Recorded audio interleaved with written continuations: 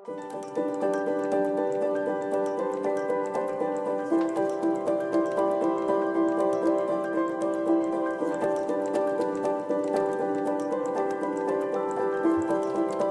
the EU to achieve strategic autonomy in a field such as digital policy, it needs to build a comprehensive strategy based on 3 pillars: standard setting and the development of norms, capacity building measures, and awareness raising.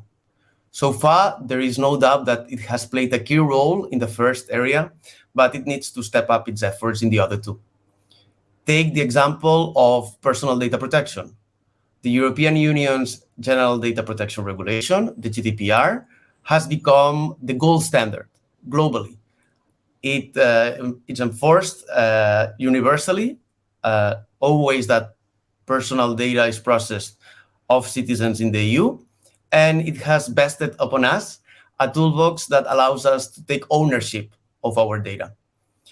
The enforcement and actual implementation of the GDPR, however, is far from ideal.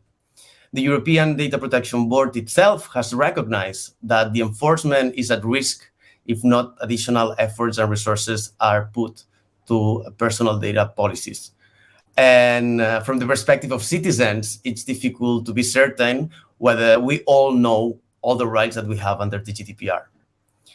How can the EU solve this issue? Well, it needs to take into account, to acknowledge that digital technologies also provide opportunities to improve its law and policy making in the digital field.